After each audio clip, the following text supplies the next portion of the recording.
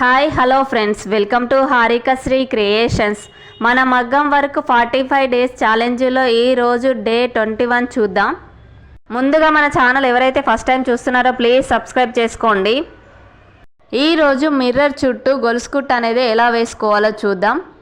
ముందుగా బ్లౌజుపై మిర్రర్ని బ్లూతో స్టిక్ చేసుకోవాలి. అప్పుడే మిర్రరు మనం కుట్టేటప్పుడు ఎటు కదలకుండా స్టిఫ్గా ఉంటుంది. సిల్క్ థ్రెడ్ 2 వరుసలుగా తీసుకొని మిర్రర్ పైన గొలుసు కుట్టు అనేది లాంగుగా వేసుకుంటూ వెళ్ళాలి.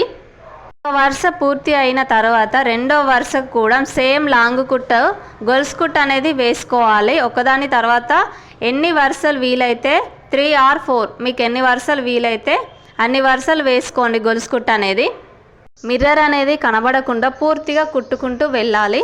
తర్వాత అవుట్లైన్గా కూడా గొలుసు కుట్టు అనేది చిన్న చిన్నగా తీసుకుంటూ కుట్టుకోవాలి. సేమ్ మిర్రర్స్ అనేది ఇలానే కుట్టుకోవాలి, లేదా ఇంకో విధంగా ఉంటుంది. ఆ విధంగా కూడా చెప్తాను, కాకపోతే ఇది ప్రాక్టీస్ చేయాలి ఫస్ట్.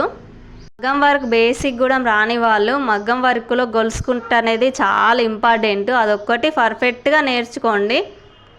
ఇలా గొలుసు కుట్టు అనేది నేర్చుకుంటే ఇప్పుడు చూడండి మిర్రర్ చుట్టూ కూడా గొలుసు కుట్టే వేసాము. అందుకోసమనే చెప్తున్నా, మగ్గం వర్క్లో గొలుసు కుట్టు అనేది చాలా అంటే చాలా ఇంపార్టెంట్. అదొక్కటి పర్ఫెక్ట్గా నేర్చుకోండి. ఇప్పుడు స్క్వేర్ షేప్ మిర్రర్ అనేది ఎలా కుట్టాలో చూడండి. సేమ్ రౌండ్ షేప్ మిర్రర్ అనేది ఎలా కుట్టామో స్క్వేర్ షేప్ కూడా అలాగే కుట్టాలి. మిర్రర్ సైడ్కి మిర్రర్ కనబడకుండా గొలుసు కుట్టు అనేది ఒక 3 or 4 వేసుకోండి, లేదంటే మిర్రరు ఊడిపోతుంది. ఇలా కుట్టుకుంటేనే మిర్రర్ అనేది ఊడిపోకుండా స్టిఫ్గా ఉంటుంది. మిర్రర్ పూర్తిగా కుట్టిన తర్వాత అవుట్లైన్గా గొలుసు కుట్టు చిన్న చిన్న గొలుసులుగా తీసుకుంటూ కుట్టుకోవాలి.